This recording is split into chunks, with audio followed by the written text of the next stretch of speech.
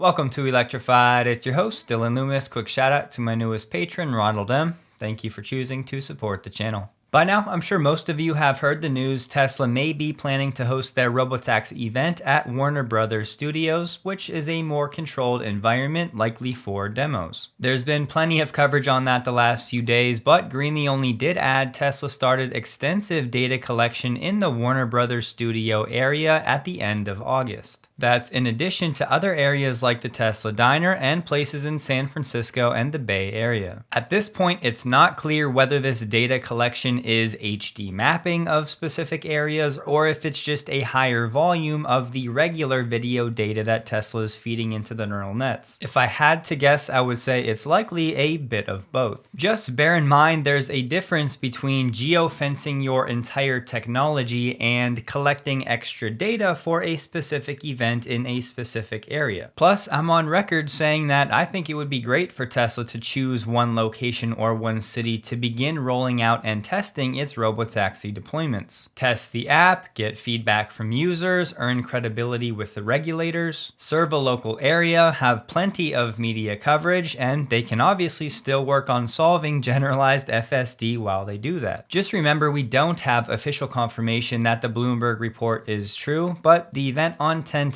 will hopefully turn out to be a 10 out of 10. This firm, Epic Vin, just did a study ranking car brands with the lowest percentage of fatal injuries in accidents. The results, Tesla was dubbed as one of the 10 least likely car brands to be involved in a fatal accident. For the study, they used data from NHTSA between 2017 and 2022. The top 3 brands that were least likely to be involved in a fatal accident, the number 1 was Ram, number 2 Land Rover, and Tesla came in at number 3. What this data says is that during that time period of the 490 total occupants involved in fatal accidents, only 141 of them had fatal injuries, which is just under 29%. You can certainly poke holes in this data. Just think about the brands that have bigger vehicles. 1, they can carry more passengers, and 2, in the event of an accident, more areas of the vehicle have a higher likelihood of being unaffected by an accident. But the data confirms what we've known to be true. Tesla makes some of, if not the safest vehicles on the road. Finally, we have Actually Smart Summon rolling out to some Tesla owners. Update with some breaking news. Tech Geek Tesla on X shared that his Hardware 3 Tesla is now getting Actually Smart Summon. He shared the image installing the software update. So Hardware 3 owners, you may be in luck much earlier than we thought. Dumb Summon, just moving forward or back through the Tesla app, is still available. Now with Smart Summon, you get a live feed from your car's cameras to guide your supervision. You have Come to Me, where you press and hold to bring your Tesla to you, or Go to Target, where you press and hold and have your Tesla drive to a specific location. I think some people are assuming that the Go to Target feature is the Banish feature, which is supposed to be auto park. But the way I'm interpreting things, I believe that still may be a future release. In May, Elon did say Actually Smart Summon and Banish, which is Auto Park, with no one in the cars coming soon. To me, this makes it seem like 2 separate features. And because I've seen a lot of questions out there, yes, you have to have FSD in order to have Smart Summon as a feature. As Holmar showed, when you use Summon, your mobile app will show you the live camera feed. Hopefully the connection for this is rock solid, because sometimes when I try to access my cameras via the mobile app, it's not always great. Actually, Smart Summon is part of software 2024.27.20, and this update does also include FSD version 12.5.3. Confusingly, the release notes do say it allows your vehicle to come to you or head to a spot that you choose all on its own. From the video demonstration so far though, you have to have your finger on a button on the mobile app. Plus, I haven't seen any videos of vehicles going to actually park. You can halt your journey anytime by just letting go of the button, and these features should only be used in parking lots or driveways. Maybe most importantly, you are still responsible for your vehicle. Tesla is not taking any responsibility. This feature does require mobile app version 4.36.6 or later. Under coming soon, they have HomeLink and MyQ Garage integration, usage without the continuous press, and longer range. range. And a quick hat tip to Tesla app updates, as they were right about predicting the release of Smart Summon. I'm sure many of you have already seen AI drivers videos of this feature in action. As you can see, the shifting does appear to be at least a lot faster than it was in the prior iteration. And I've said for a long time, this feature has huge viral capability, as these videos start to spread around the internet of cars driving without anybody in them.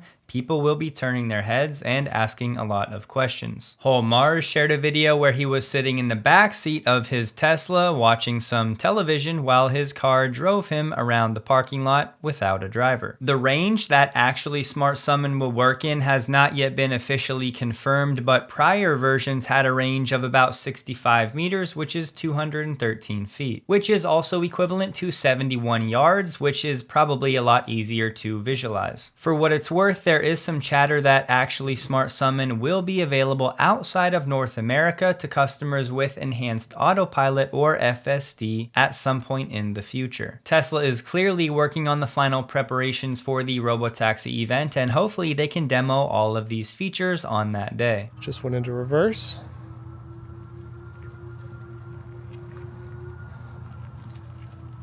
All right, it's pulling out. All right, it's not. Look at it go. It's gonna go all the way around the roundabout. Oh my God, no way. Here's the live view from the car, and it's just driving over there. Unreal. And look, it's even pulling over a little bit. So, as evidenced by that AI driver video, with the end-to-end tech now deployed, it should have a much better understanding of actually navigating complex scenarios to not break any rules as the car comes to you. Not that it's going to be perfect, but it should be significantly better. Plus, with another FSD feature now being delivered, Tesla may begin recognizing more of that FSD revenue up front, as well as recognizing some more of that deferred FSD revenue. But I think we'd all agree we need to see this in action in a busy parking lot on a Saturday at a place like Costco or Wegmans or Walmart to see how far along this feature really is. The first person to demo this in a busy parking lot in the rain, showing the vehicle leave the parking space to come to you and pick you up, there you have a viral piece of content. It's really easy for all of us Tesla owners to get greedy when it comes to wanting all of these features immediately, but if we can take a step back and just realize that we're getting features like this through a software update,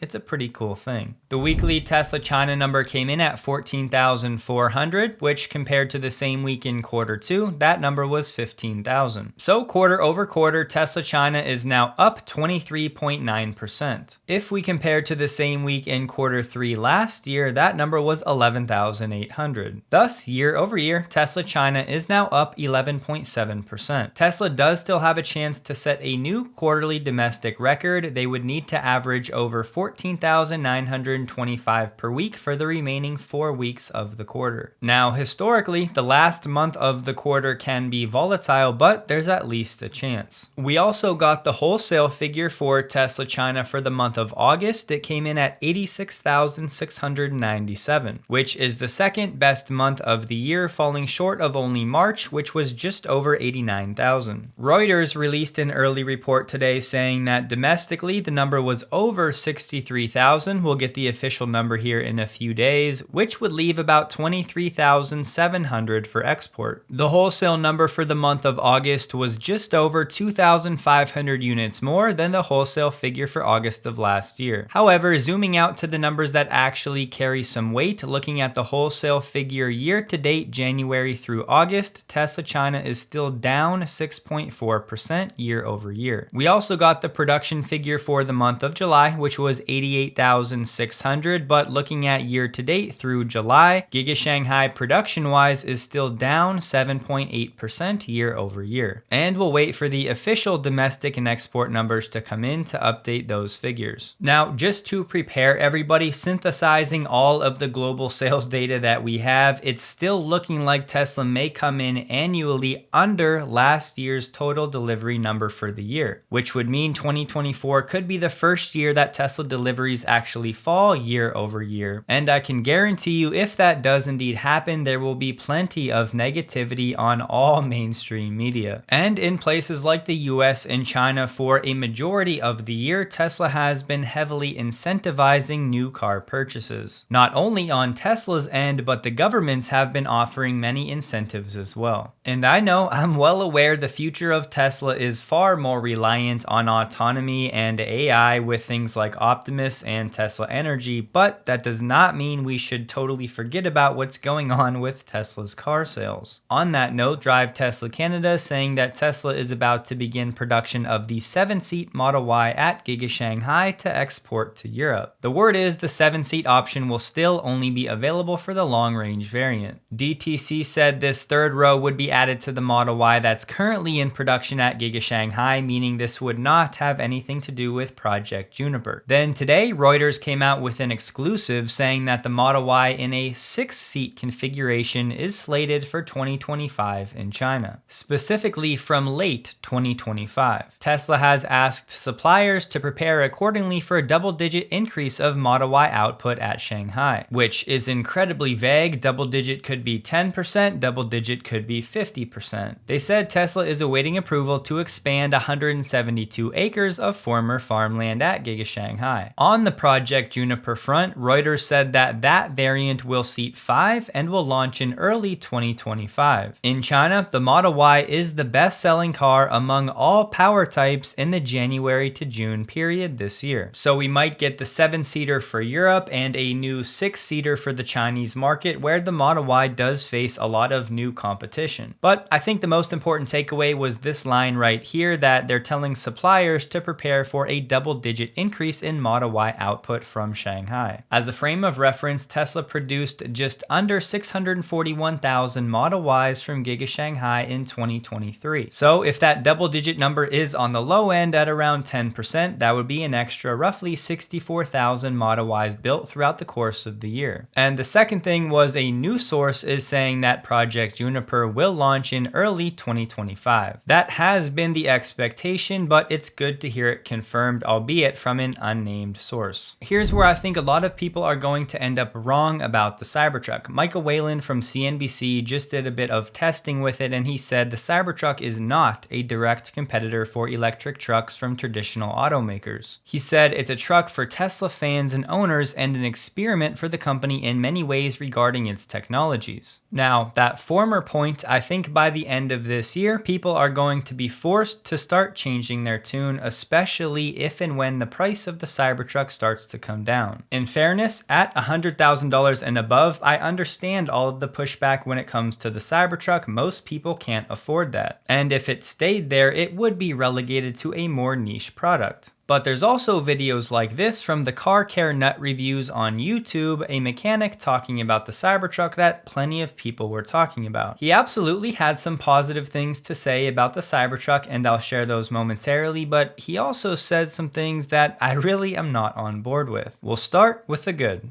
This is the Tesla part. This is the marvel of Tesla. This is why they are successful. Not the rest of the car. The rest of the car is, some of them, close to junk. This is the part. This is the marvel. The level of engineering that goes on in this little section here, not only from a function standpoint, but from a packaging standpoint, like manufacturing as well. This system is not ahead of the rest of the competition by a mile. It's ahead by 10 miles. He then went on to speak very positively about the thermal management system and the octavalve and the heat pump for about 10 minutes. But he also said things like this. Big bed that is actually not usable, because we'll talk about this a little bit. If you think you will buy this and use it as a truck, please reconsider. This is not a truck. This is Cybertruck. This is a leap, a demo of technology, basically. I'm sorry, what? You can't use the Cybertruck as a truck? Please go on and explain, by the way, something he never actually did to prove that point. I'm pretty sure people like the Cybertruck farmer would have some problems with that statement. People that are actually using the Cybertruck to do real work, not just receiving it in a shop and walking around and talking about it. I mean, if you ask me, videos like this are kind of proof that you can actually use the Cybertruck to do real work for real truck things. I don't like how it looks, but that doesn't matter. What matters is this is a brave move. But now that we have gotten away from that cloud and back to the real world, let me say one thing. If you look at this and consider it or own one and you are going to use this as a truck, you can't use this as a truck. I'm sorry, I just have to say this. Because first, the price. I mean, if this was $60,000, $70,000, we can live with that. Maybe you can swing it. Okay, it's horrendous in every level, even as a truck, but... Horrendous in every aspect? Sounds like he has a bit of an axe to grind and not exactly an unbiased mechanic just talking about engineering. And there's the price complaint again. Clearly these people either don't care about the truth or don't know the truth, and that eventually the Cybertruck will be more affordable. But for Tesla to implement all of this new technology and the new manufacturing techniques, obviously they're going to sell as many at higher prices as they can to improve the margins. So either this guy doesn't understand business or he has some even more nefarious intentions. The day that people will actually use trucks like this as a work truck is the day we have flying cars, but this is a very cool demo. I take it as a demo. I don't think it'll ever be a work truck. You know, you guys have all watched, we've all watched Whistling Diesel and the thing rip out in the back. Oh my God, this is horrible. That's a problem. And the build quality is horrendous. And the cherry on top, he went ahead and referenced Whistling Diesel and his review of the Cybertruck. In my opinion, that marketing stunt that Whistling Diesel did had endless problems with it. And to draw any conclusions about how the Cybertruck would handle normal work-based activities is a fool's errand. And look, you don't have to like the Cybertruck. It's very polarizing. Plenty of people won't like it, but to make baseless accusations when you have a large audience is not something I can let fly. Go watch the video. Throughout the entire thing, he never really gave any tangible evidence of why he's saying you can't ever use the Cybertruck for work. But that's enough on that. Tesla has released a new winter tire and wheel package for the Cybertruck. These come in at 20 inches for $3,000. These are 285 65 R20s and they're Goodyear Duratrack tires. The package is compatible with all Cybertruck vehicles. Some grant awards have been announced, and the California Department of Transportation is set to get just over $102 million